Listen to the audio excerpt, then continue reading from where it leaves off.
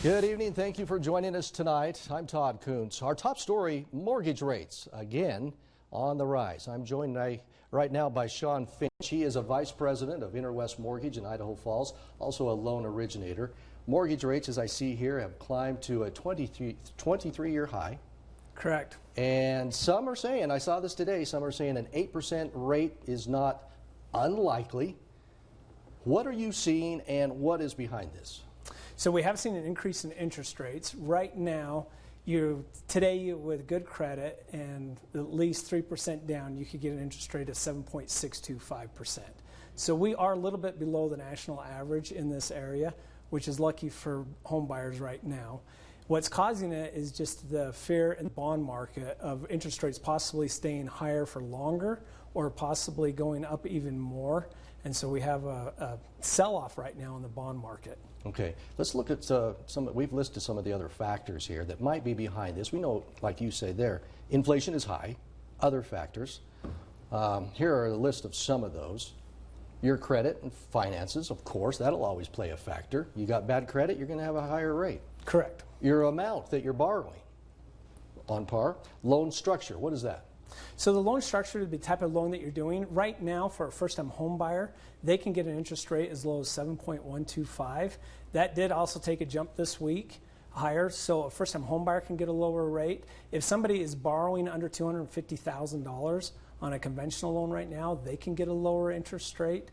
And also, if you have 25% down or more when you're looking at buying a home, you can also get a lower interest rate. The second page of that, I think, has that as a first-time home buyer on there. You could see that as one of the factors. Let's continue our factors list. Go ahead, pop that up.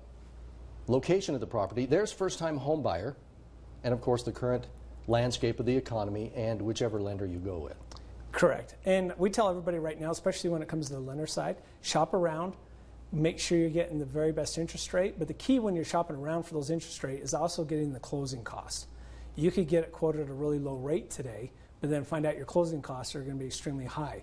The lender's charging you a buy down. So we're telling people to make sure you shop for both the fees and the interest rate to make sure you're getting the very best deal. Get the best deal. Let's put up that third page. That talks about how to get the best deal, some of the things to look for, some of the other factors that are out there right now to help us.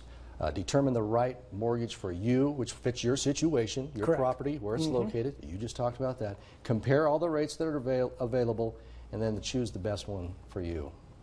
Okay. If somebody can do their homework right now, there are some deals that can be still had out there, and rural development still offers some really good interest rates.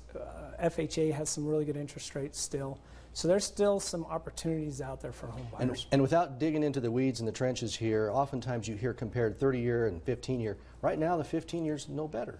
They're really not. You can see a little bit of a difference. Usually it's about a half a point or more, but because we have an inverted yield curve right now, you're just not seeing that difference right now. It's difficult for people that want those shorter terms to get a lot lower interest rate now. Do you want to hedge with what the job data is going to say tomorrow? And that's going to, because everyone's waiting to see what tomorrow brings, and that it determines what the Fed will do. Correct. So if that unemployment report shows that more jobs were created than expected, or the unemployment report ticks lower, that kind of tells us that the Fed's going to have to raise rates some more to try and cool down the market, and that will raise interest rates.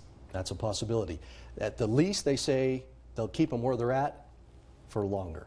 Correct. And that was the big shock. One of the reasons why these rates jumped up so much over the last 10 days when the Fed came out and said, we are not going to be cutting rates till the third or fourth quarter of 2024. Next year. And a lot of people were hoping the first quarter of next year. Okay. And so that took a little panic into the bond market, created.